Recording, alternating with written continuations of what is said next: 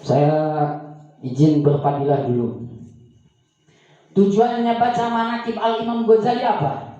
Kesatu, supaya timbul di dalam hati kita rasa cinta terhadap beliau. Kenapa harus membaca manaqib dulu baru bicil rasa cinta? Karena di dalam takriran mantek dijelaskan listihalati tawajjuhin nafsi nahwa majhulil mutlak. Mustahil engkau bisa mencintai seseorang jikalau seseorang itu tidak pernah engkau kenal. Nah, kalau kita tidak kenal Imam Ghazali, bagaimana kita bisa mencintai Imam Ghazali? Kalau kita sudah mencintai Imam Ghazali, insya Allah Allah pun akan mencintai kita. Muhibbal qaum yaltamihul has.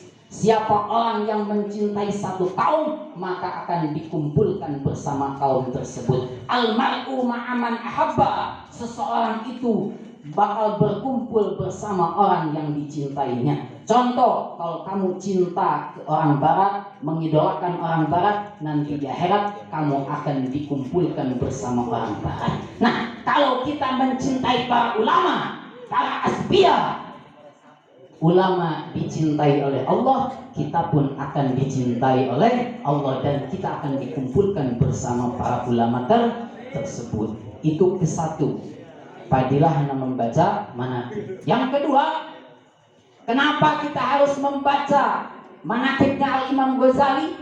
Supaya tertanam dan supaya kita bisa mengambil iktibar, intifa, faidah, manfaat daripada kehidupannya orang-orang yang soleh.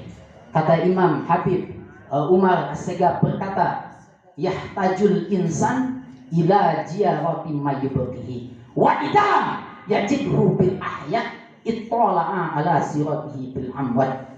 Kita manusia butuh dengan sosok seseorang yang dimana kalau kita datang kepada seseorang tersebut, kita hati akan menangis kepada Allah, lebih takut kepada Allah. Kita butuh terhadap orang tersebut.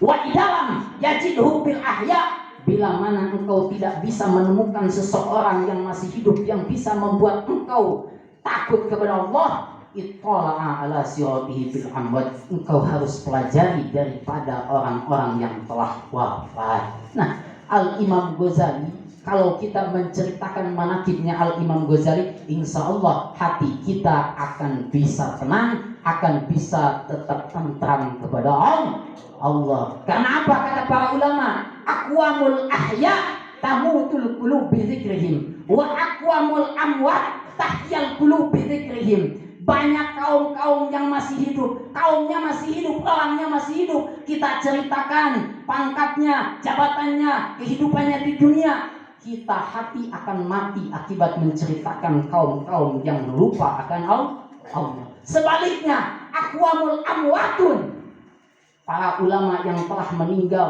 kaum-kaum yang telah meninggal. Al-Imam Ghazali telah meninggal ribuan tahun, walaupun jasadnya meninggal ribuan tahun.